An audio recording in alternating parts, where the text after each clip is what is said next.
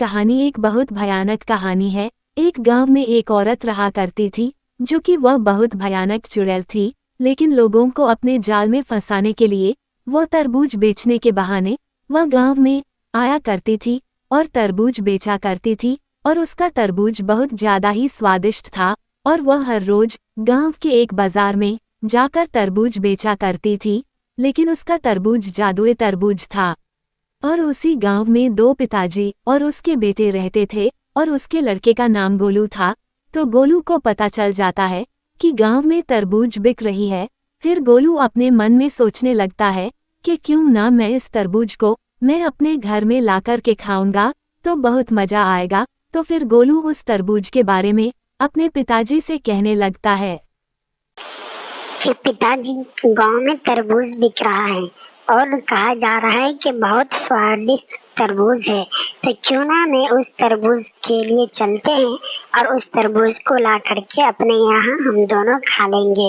पिताजी, बहुत मशहूर तरबूज है और उस तरबूज के बारे में गांव में बहुत ज़्यादा ही चर्चा हो रही है। तो चलिए हम लोग चलते हैं और उस तरबूज को अपने यहाँ ला करके खाते हैं। फिर दोनों बाप बेटा मिलकर के उसी मार्केट में चले जाते हैं, जिस मार्केट में तरबूज के बहुत चर्चाएं हो रही थी।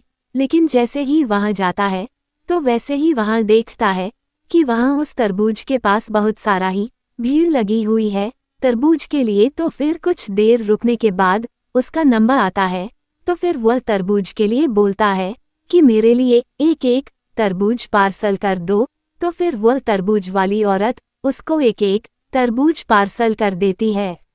फिर वह दोनों बाप बेटा वह तरबूज को ले लेता है और वह तरबूज को लेने के बाद दोनों बाप बेटा अपने घर पर आ जाता है। और दोनों बाप बेटा बहुत दूर से आने की वजह से बहुत थक जाता है। थोड़ी देर ठहर जाता है। दोनों बाप बेटा को भूख लग जाती है। दोनों बाप बेटा तरबूज खाना शुरू कर देता, वही तरबूज जो तरबूज चुड़ैल के पास से लाया था। वह दोनों बाप बेटा और जैसे ही तरबूज खाना शुरू करता है वैसे ही दोनों के दोनों दानव बन जाता है, क्योंकि वह तरबूज जादुई तरबूज था। तभी यह बात गांव के बहुत बड़े पुजारी पंडित जी को पता चलता है।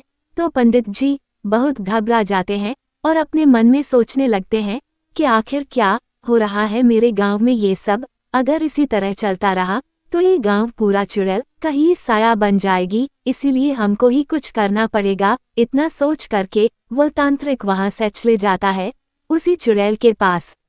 लेकिन वह तांत्रिक जैसे ही चुड़ैल के पास जाता है तो वह चुड़ैल बहुत ज्यादा ही घबरा जाती है और अपने मन में सोचने लगती है कि ये तांत्रिक अचानक से मेरे सामने कैसे आया। ऐसा तो नहीं कि मेरे बारे में इसको पता चल गया। अगर ऐसी बात है तो मैं अपना रूप धारण करती हूँ। तो वह चुड़ैल फिर अपने असली रूप में आ जाती है और जैसे ही वह तांत्रिक उस चुड़ैल पर वार करके उसको जलाने लगता है वैसे ही वह दोनों भी ठीक हो जाते हैं। फिर वह दोनों बाप बेटा अपने गांव के तांत्रिक से बहुत खुश हो जाते हैं।